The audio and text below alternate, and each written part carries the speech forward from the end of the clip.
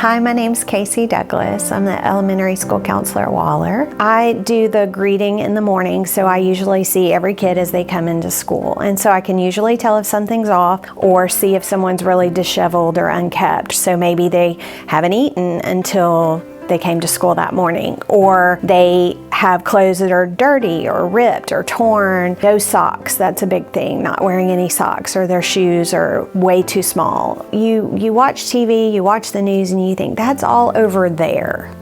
That's not here. And it is right here in Bossier City. I remember thinking, well, these are the kids of parents who don't care, or are absent, or didn't come home, or don't have a job.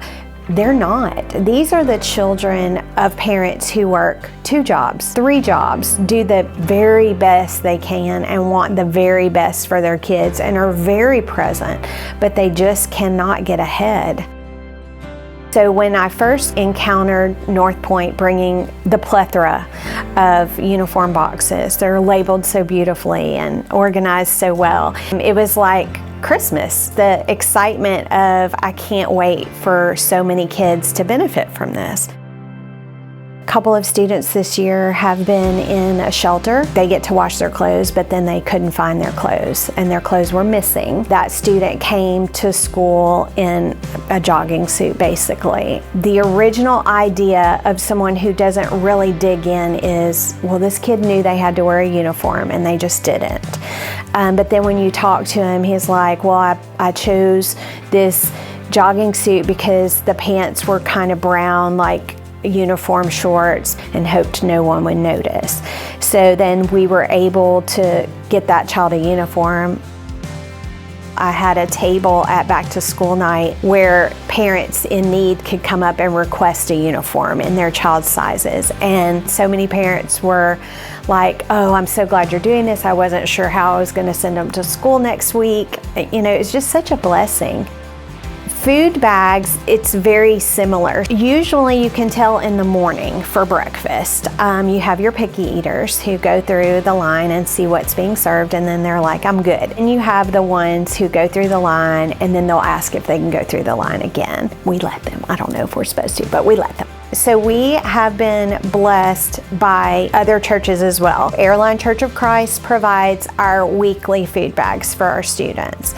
And then for the breaks, you know, you start to wonder, oh, that's a week without food. And I know these kids don't have food. North Point comes in and offers to do extended break bags for us. So on those weeks, those kids go home with their regular weekend bag, but then also an additional bundle of food to last them over the break. I've had kids tell me, my mom's gonna be so happy that I'm able to help out. I have the older siblings who get it and they plan on sharing it with their younger siblings. And you can just see a difference on their face. When we get a new teacher at Waller, they're always amazed at how much the community loves on our kids, whether that's school supplies, uniforms, food bags. Aside from basic needs being met, which is, you know, top priority, I get to see more of the other things develop. They see that their community cares about them, that they're not invisible, that their needs just don't continue to go unmet, because they're in a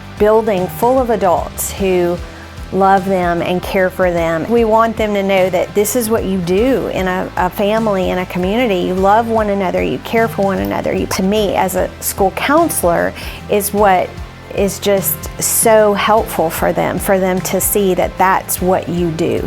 It's something that we can take and then pass on and do for others. I wasn't made to be tended in a grave. I was called by name, born and raised back to life again.